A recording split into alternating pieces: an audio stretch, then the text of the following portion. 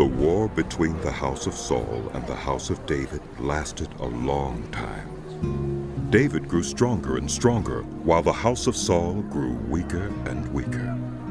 Sons were born to David in Hebron. His firstborn was Amnon, the son of Ahinoam of Jezreel.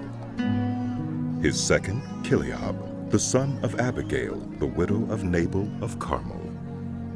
The third, Absalom, the son of Maacah, daughter of Talmai, king of Geshur.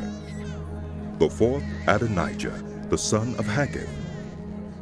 The fifth, Shephatiah, the son of Abital.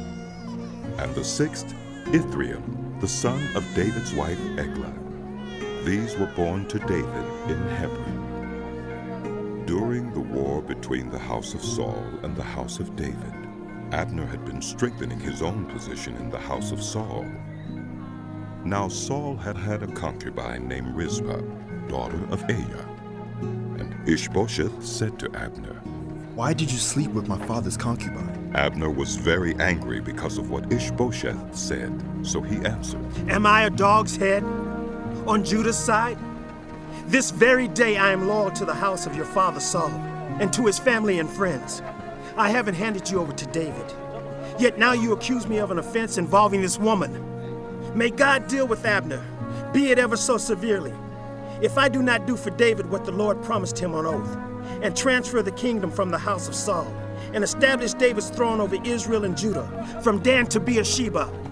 Ishbosheth did not dare to say another word to Abner because he was afraid of him. Then Abner sent messengers on his behalf to say to David, "Whose land is it? Make an agreement with me and I will help you bring all Israel over to you." "Good," said David. "I will make an agreement with you. But I demand one thing of you. Do not come into my presence unless you bring Michal, daughter of Saul, when you come to see me." Then David sent messengers to Ishbosheth, son of Saul, demanding, "Give me my wife Michal, whom I betrothed to myself, for the price of 100 Philistine foreskins." So Ishbosheth gave orders and had her taken away from her husband Paltiel, son of Laish. Her husband, however, went with her, weeping behind her all the way to Buharam. Then Abner said to him, "Go back home." So he went back. Abner conferred with the elders of Israel and said, "For some time you have wanted to make David your king. Now do it. For the Lord promised David, 'By my servant David I will rescue my people Israel from the hand of the Philistines and from the hand of all their enemies.'" Abner also spoke to the Benjamites in person. Then he went to Hebron to tell David everything that Israel and the whole house of Benjamin wanted to do. When Abner, who had 20 men with him, came to David at Hebron, David prepared a feast for him and his men. Then Abner said to David, "Let me go at once and assemble all Israel for my lord the king, so that they may make a covenant with you, and that you may rule over all that your heart desires." So David sent Abner away, and he went in peace. Just then David's men and Joab returned from a raid and brought with them a great deal of plunder. But Abner was no longer with David in Hebron, because David had sent him away, and he had gone in peace.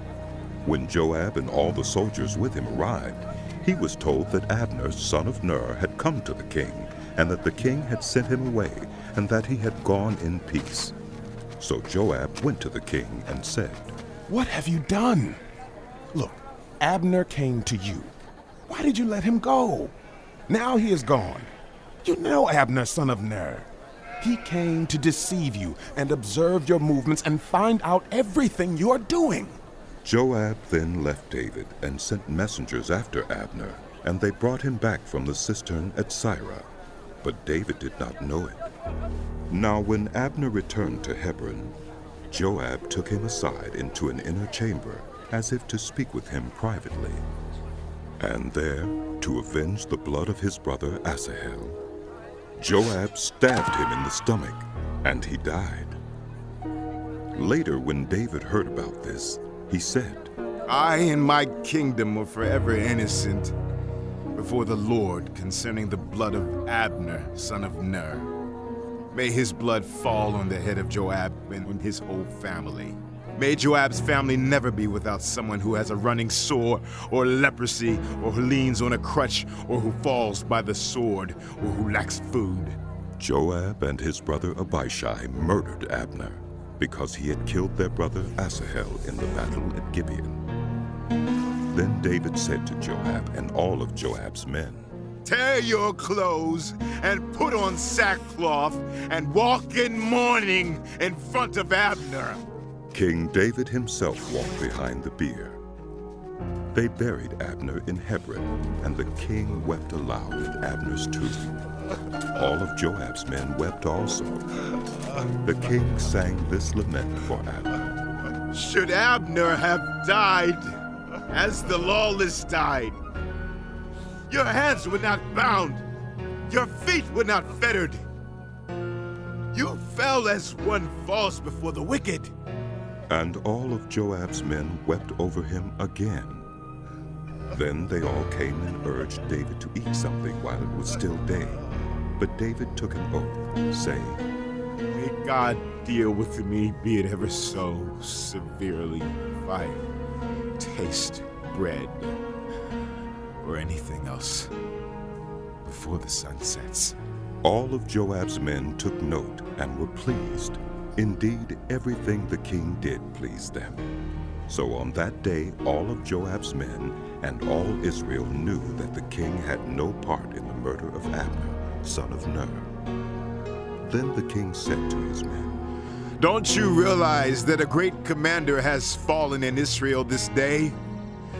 And today, though I am the anointed king, I am weak.